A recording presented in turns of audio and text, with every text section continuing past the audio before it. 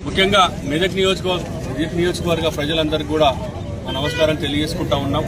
మొన్న జరిగినటువంటి 2023 సాధారణ అసెంబ్లీ ఎన్నికల్లో మరి క్షణికావేశం అనాలనా లేదా చారిత్రాత్మక తప్పిదమానాలు అర్థం కావట్లేదు.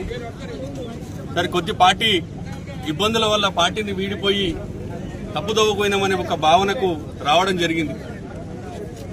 మార్పు పేరు మీద మరో దోపిడీ మెదక్లో ప్రారంభమైంది. గత 19 నెలలుగా మేము అనేక రకాలుగా, నేను గాని నరేంద్రన్న గాని, సరే పదవుల విషయం దేవుడెరుగు, కనీసం ఆత్మగౌరవం మర్యాద కూడా లేనటువంటి పరిస్థితిని చూసినటువంటి పరిస్థితులు ఉన్నాం. మేము అక్కడ గెలిచిన 2 నెలల నుండి గెలుపు కొరకు పనిచేసేటువంటి ఏ వ్యక్తిని కూడా ఆదరించకపోగా కనీస మర్యాద గౌరవాలు లేకున్నట్టు చూసినటువంటి పరిస్థితిని మేము అనేక రకాల ఇబ్బందులు ఎదుర్కోవడం జరిగింది.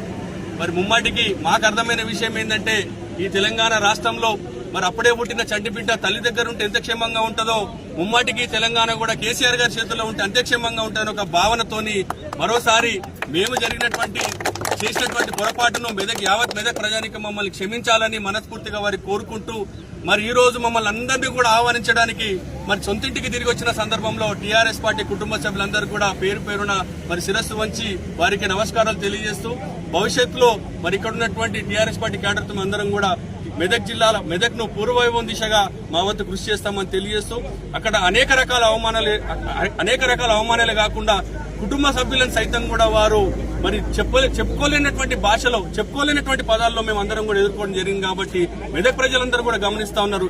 ఏది కోల్పోయారో మరి ఏదైతే కరెక్ట్ అనేది కూడా మెదక్ ప్రజలకు కూడా ఇప్పటికీ అర్థమైంది. కాబట్టి మెదక్ ప్రజానికి అందరికీ కూడా మేము శిరస్సు వంచి నమస్కారాలు తెలియజేస్తూ, మరి ఆనాడు మా వెంట ఉన్నటువంటి మెదక్ ప్రజానికానికి కూడా భవిష్యత్తులో కూడా మాతో పాటు వారి ఆశీర్వాదాలు ఉంటాయని చెప్పేసి ముమ్మాటికి మాతో పాటు కలిసి నడుస్తారని చెప్పి ఆశిస్తూ, మరి కాంగ్రెస్ పార్టీని వీడి ఈ రోజు టీఆర్ఎస్ పార్టీ చేరుతున్న సందర్భంలో హరీష్ అన్న నాయకత్వంలో, పద్మక్క నాయకత్వంలో, మరి కేసీఆర్ గారి నాయకత్వంలో అందరం కూడా పనిచేయడం సిద్ధమైనామని ఈ సందర్భంగా తెలియజేస్తా ఉన్నాం.